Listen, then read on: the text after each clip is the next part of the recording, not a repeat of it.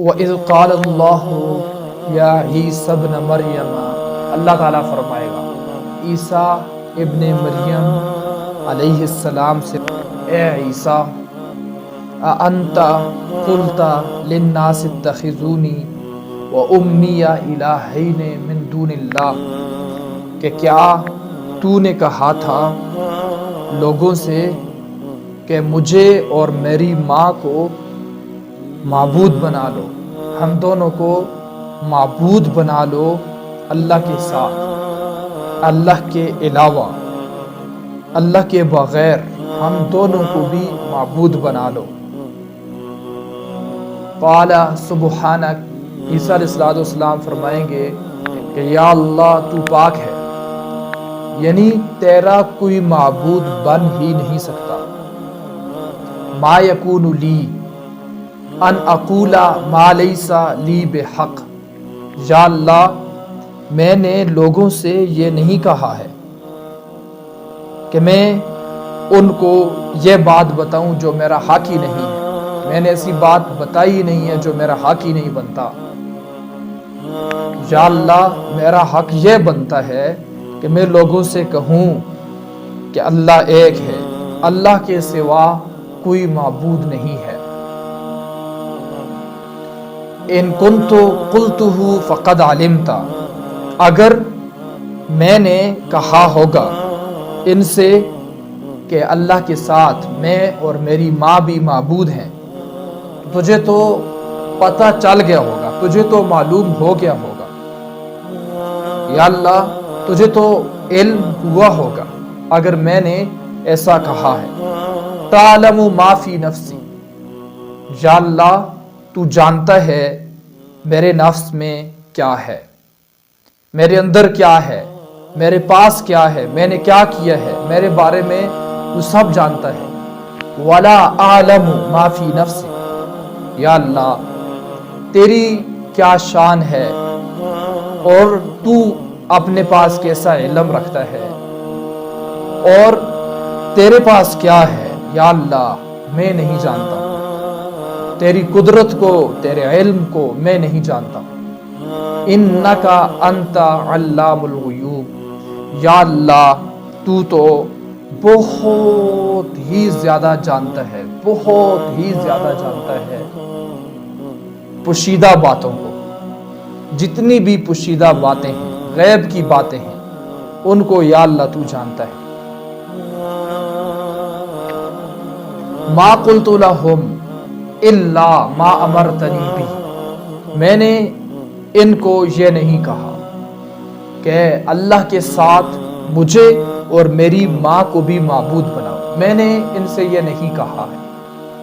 یا اللہ میں نے ان سے یہی کہا جو تو نے مجھے حکم دیا تھا، وہ کیا تھا؟ ان اعبدوا اللہ ربی و ربکم، کہ تم اللہ کی عبادت کرو جو میرا بھی مالک ہے، رب ہے، پالنے والا ہے، جو تمہارا بھی مالک ہے، رب ہے، پالنے والا ہے۔ ما کنت علیہم شہیدا ما دمت فیہم، یا اللہ جب تک میں ان میں زندہ تھا تو یا اللہ میں گواہی دیتا ہوں کہ میں ان کو یہی کہتا رہا، ان کو اسی حال پر لاتا رہا، اسی پر چلاتا رہا۔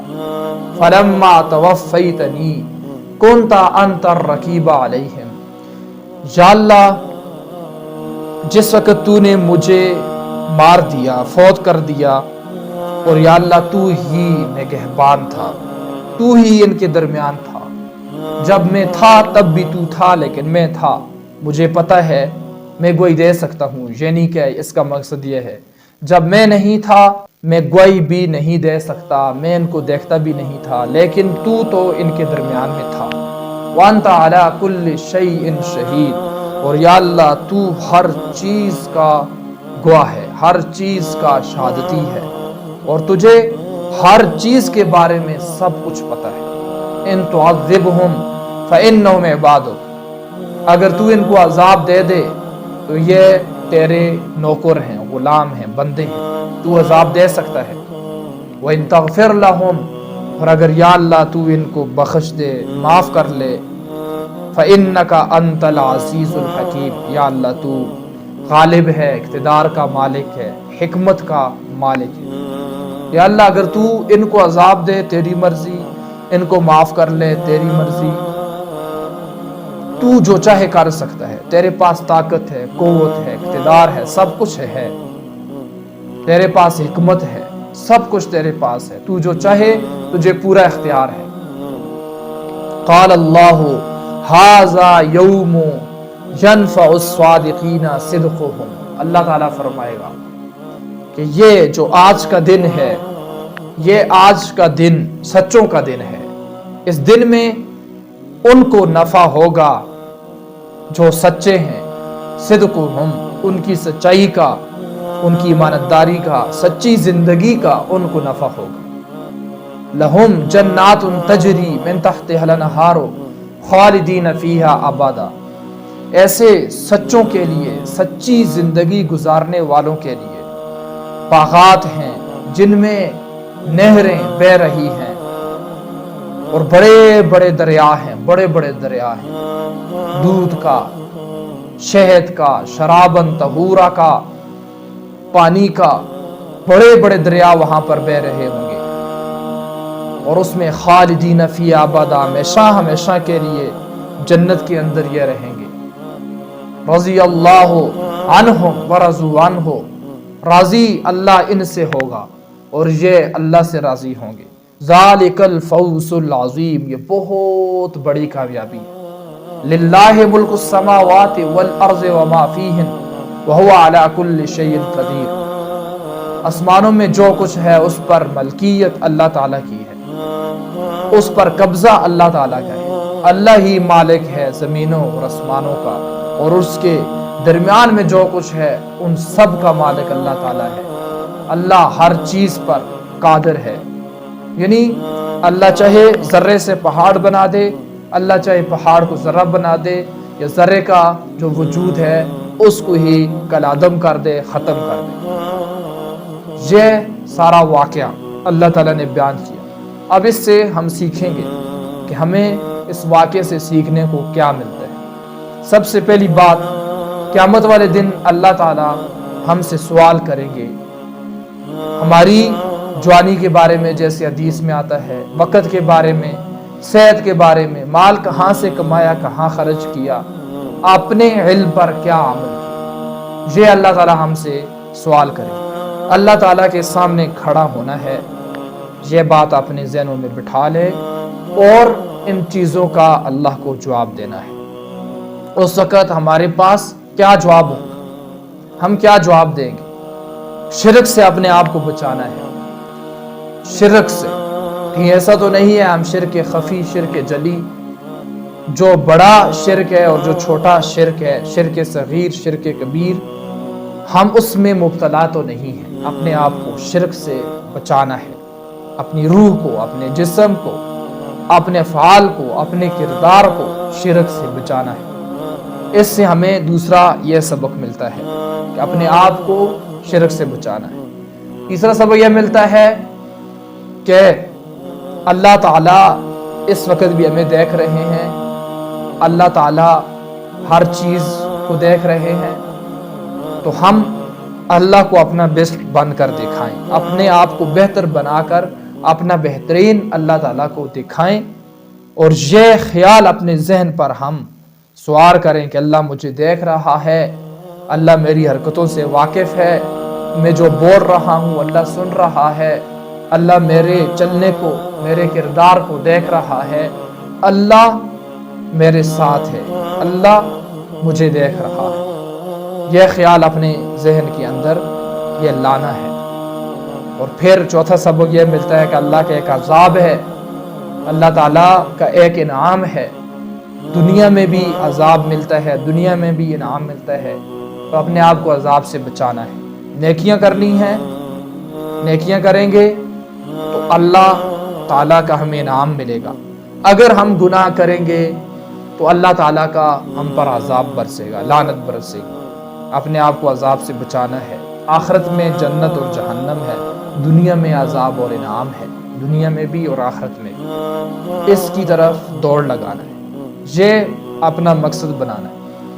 और अगला सबक हमें यह मिलता है कि सच्चा बनकर जिंदगी गुजारना, सच्ची जिंदगी, सच्चाई वाली जिंदगी, ईमानदार जिंदगी, झूठ से, फ्रॉड से अपने आप को बचाना है, सरासर सफेद रहना है, अपने अंदर से खूट मूठ झूठ इसको खत्म करना है, नकलीपन को खत्म करना है, असल बनना है, रियल बनना है, फेक नहीं बनना है, अपनी पर्सनालिटी को भी फेक नहीं बनाना, अपने आप को सच्चा बनाना है।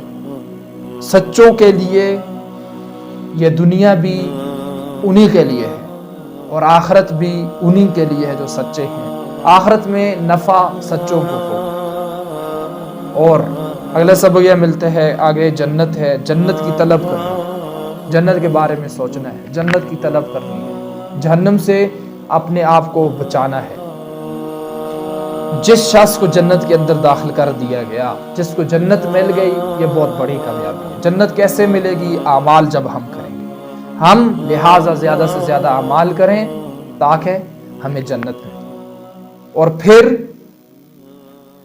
अगला सबक यह मिलता है इस वाक़े से कि हम जिसको समझते हैं ये मेरा माल है, मैं इसका मालिक हूँ, तो यह सच नहीं है, ये झूठ है। हम किसी चीज़ के मालिक नहीं, सब चीज़ों का मालिक अल्लाह है।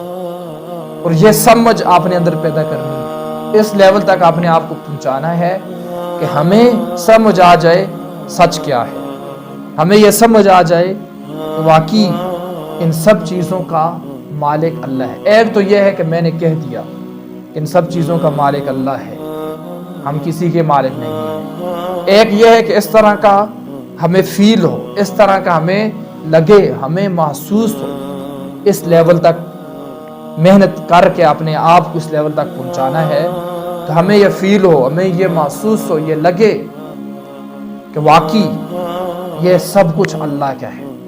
और ये कैसे होगा? ये बगैर अल्लाह और अल्लाह के रसूल की इताअत के ये हकीकत ये नहीं मिलने वाली। जिस वक़्त हम अल्लाह की इताअत करेंगे, अल्लाह के रसूल की इताअत करेंगे, यानी उन बातों को अपनी ज़िंदगी में लाएंगे, तो फिर ये लेवल इंसान को मिलता है, इसको अचीव करता है, इस तक पहुंचता है इंसान। और फिर इंसान को ये दुनिया धोखा भी लगती है। ये वो लेवल होता है जहाँ पर जाकर इंसान एक हकीकत की दुनिया में एंटर होता है, दाखिल होता है। इताअत से, बगैर इताअत के पॉसिबल नहीं है। जो ट्रिक्स, जो हैबिट्स, जो स्टेप्स, जो प्रिंसिपल्स आप इस्लाम ने बताए हैं, अल्लाह ने बताए हैं कुरान और हदीसों में, उनको समझकर अपनी ज़िंदगी में लाना है, तो फिर ये हाईएस्ट लेवल इंसान को मिलते हैं। वरना ये ऊपर ऊपर से ये बातें ही हैं, इसकी डीप तक इंसान नहीं पहुंचता है। तो अभी हमारे पास वक्त है, आपके पास भी वक्त है, मेरे पास भी वक्त है, बहुत सारे अमाल कर सकते हैं, बीमार नहीं हैं, कोई मसला नहीं है, इबादत कर सकते हैं, भी कुछ गया नहीं है, जिंदा हैं, तो हम बहुत सारी इबादत कर सकते हैं। तो हम अपने आप को इबादत की तरफ लाएं, ज़्यादा से ज़्यादा इबादत करें। देखें अभी ये जो सेहत है, अगर सेहत चली गई तो फिर हम कैसे इबादत कर पाएंगे? भी सेहत है, इसको गनीमत समझना चाहिए। नबी अलैहिस्सलाम ने फरमाया 5 चीज़ों को 5 चीज़ों के आने से पहले गनीमत समझो। जवानी को गनीमत समझो, आगे बुढ़ापा है। सेहत को गनीमत समझो, आगे बीमारी है। फुर्सत को गनीमत समझो, आगे मशगूलियत है, आगे जिम्मेदारी बढ़नी है, बहुत जिम्मेदारी बढ़ेगी। इसको गनीमत समझो, ज़्यादा से ज़्यादा इबादत करो, ज़्यादा से ज़्यादा ज़िंदगी को गनीमत समझो।